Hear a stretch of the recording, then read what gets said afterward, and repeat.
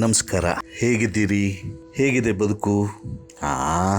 ಅದೇ ಜಂಜಾಟ, ಹೋರಾಟ, ಖುಷಿ, ಕೃಷಿ, ಕೋಪ, ನಿರಾಸೆ, ಹಬ್ಬ, ಸಾಲ, ಬಾಡೂಟ. ಸಂಸಾರ ಅಂದಮೇಲೆ ಇದೆಲ್ಲ ಇದ್ದಿದ್ದೆ. ಅದು ಸರಿ, ತಾವು ಯಾವ ಊರು? ಏನು ಸಮಾಚಾರ ಅಂದ್ರ? ಮಂಡ್ಯ ಜಿಲ್ಲೆ, ಮಂಡ್ಯ ತಾಲೂಕಿನ ಸುಂದರ ಪರಿಸರದ ಹಸಿರು ಭತ್ತ ಕಬ್ಬಿನ ಗದ್ದೆಗಳ ನಡುವಿನ ಎಸ್ಐ ಕೋಡಳ್ಳಿ ನನ್ನ ಹುಟ್ಟೂರು. ನಮ್ಮೂರು ಹತ್ತಲವು ವೈಶಿಷ್ಟ್ಯಗಳ, ವೈವಿಧ್ಯತೆಗಳ, ಇತಿಹಾಸ ಐತಿಹ್ಯಗಳ ತವರೂರು. ಮಂಡ್ಯ ನಗರದಿಂದ ಉತ್ತರ ವಾಯುವ್ಯ ದಿಕ್ಕಿಗೆ 8 ಕಿಲೋಮೀಟರ್ ದೂರದಲ್ಲಿದೆ. ಬನ್ನಿ, ಇದೇ ನಮ್ಮೂರು.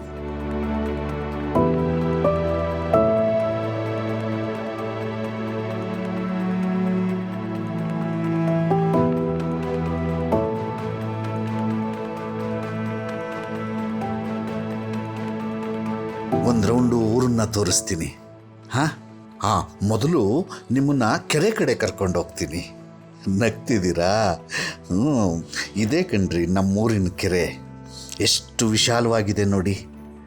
ಜನ ಜಾನುವಾರುಗಳ ಮಳೆ ತಪ್ಪಿದಾಗ ಬೆಳೆಗೂ ನಮಗೂ ಜೀವತ್ರಾಣವಾಗಿರೋ ಈ ಕೆರೆ ನಮ್ಮ ಸಂಪತ್ತು. ಇಂತಹ ಇಂಗದ ಸಂಪತ್ತನ್ನು ನಮಗೆ ಕೊಟ್ಟಿದ್ದು ನಮ್ಮ ಮೈಸೂರಿನ ಮಹಾರಾಜರಂತೆ. ಹಾಗಂತ ನಮ್ಮ ತಾತ ಹೇಳ್ತಿದ್ರು.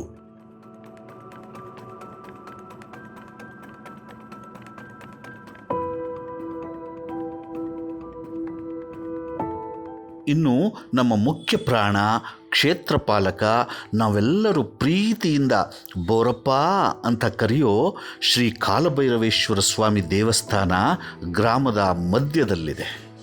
ಇದೇ ನೋಡಿ. ಹಾಗೆ ಮುಂದೆ ಬಂದರೆ ನವಗ್ರಹಗಳಲ್ಲಿ ಬಲವಂತ ಗ್ರಹ ನೆನೆಸಿರೋ ಶನೈಶ್ಚರ ಸ್ವಾಮಿ ದೇವಸ್ಥಾನ.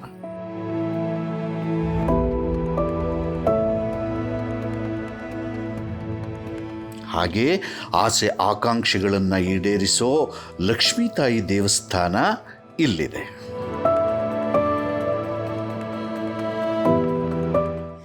ಇನ್ನು ರೋಗ ರುಜಿನಗಳನ್ನು ತಡೆಯೋ ಶ್ರೀ ಕಾಳಿಕಾಂಬಾ ದೇವಸ್ಥಾನ,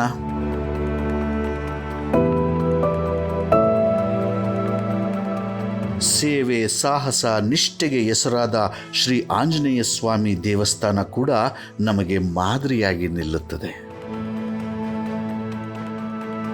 ವರ್ಷದಲ್ಲಿ ನಡೆಯೋ ನಮ್ಮ ಬೋರಪ್ಪನ ಹಬ್ಬ ನಿಜಕ್ಕೂ ಹಬ್ಬಬ್ಬ ಅನ್ನೋ ಹಾಗೆ ನಡೆಯುತ್ತೆ. 5 ಊರಿನ ಜನ ಸೇರಿ ಹಾಡು, ಕುಣಿತ, ತಮಟೆ, ನಗಾರಿ, ಕೊಂಡ, ಬಂಡಿ, ಚಡಿಯೇಟು, ಅದನ್ನು ಮರೆಯೋಕೆ ಆಗೋಲ್ಲ ರೀ.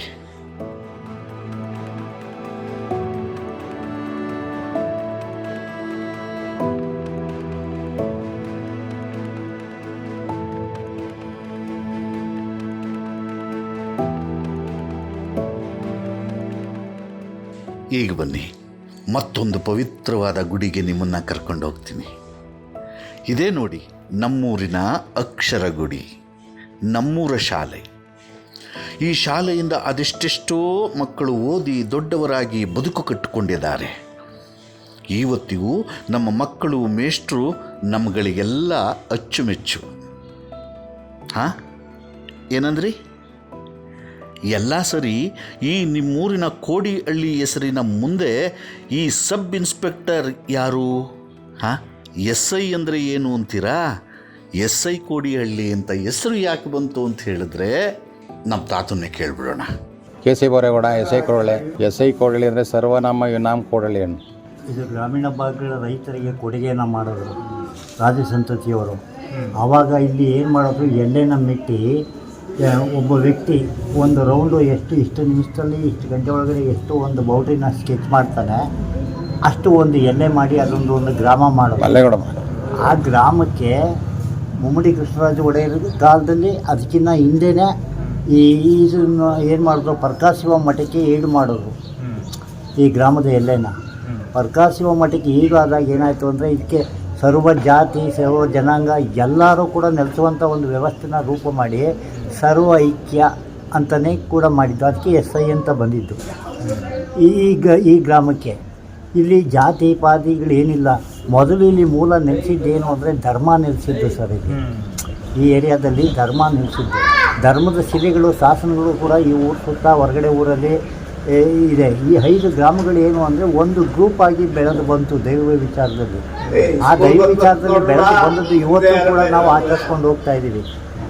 16 ಮನೆಯಿಂದ ಸ್ಟಾರ್ಟ್ ಆಗಿದ್ದು ಈ ಗ್ರಾಮ ಇವತ್ತು ಇದು 400-500 ಮನೆಗಳ ಈ ಒಂದು ದೊಡ್ಡ ಗ್ರಾಮವಾಗಿ ಬೆಳೆದಿದೆ. ರಾಜಕೀಯವಾಗಿ ಈ ಕೌಟುಂಬಿಕಗಳಾಗಿ ಇಲ್ಲಿ ಯಾರು ಬಂದರೂ ನೆಲೆಸುವಂಥ ಒಂದು ವ್ಯವಸ್ಥೆ ಕೂಡ ಇದೆ.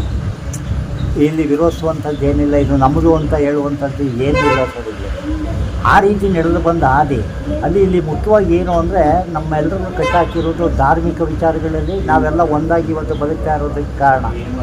ಯಾಕೆಂದರೆ ಒಂದೇ ದೇವಸ್ಥಾನನ ಇಡೀ 5 ಗ್ರಾಮನೂ ಪೂಜೆ ಮಾಡುವಂಥ ವ್ಯವಸ್ಥೆ ಈ ಗ್ರಾಮದಲ್ಲಿ ರೂಪಿತವಾಗಿದೆ. ಅದರಿಂದ ಒಂದು ಕೋಆರ್ಡಿನೇಟ್ ಜೀವನ ನಾವು ಮಾಡ್ತಾಯಿದ್ದೀವಿ. ಅಲ್ಲಿಂದ ಶುರುವಾದ್ದು ಬ್ರಿಟಿಷ್ ಗೌರ್ಮೆಂಟಿಂದ ಹಿಂಬಾಗಿಲಿಂದನೂ ಕೂಡ ವೈಸ್ ಚಾನ್ಸಲರ್ ಇದ್ದಾಗ ಮೈಸೂರಿನಲ್ಲಿ ಅವರು ಕೂಡ ಈ ಗ್ರಾಮಗಳೆಲ್ಲನೂ ಮೆಟ್ಟು ಹೋಗಿದ್ದಾರೆ.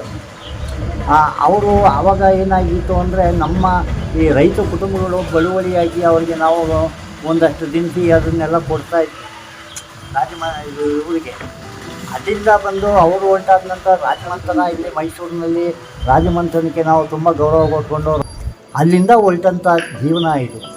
ಗ್ರಾಮೀಣ ಪ್ರದೇಶದ ಜನರ ಬದುಕಿನಲ್ಲಿ ಏನಾದರೂ ಒಂದು ನಾವು ಇವತ್ತು ನೆಲೆ ಕಂಡಿದ್ದೀವಿ ಅಂದರೆ ಇದಕ್ಕೆ ಬಗ್ಗಾಸುವ ಮಠ ಮೈಸೂರು ಇವ್ರ ಕಾರಣ.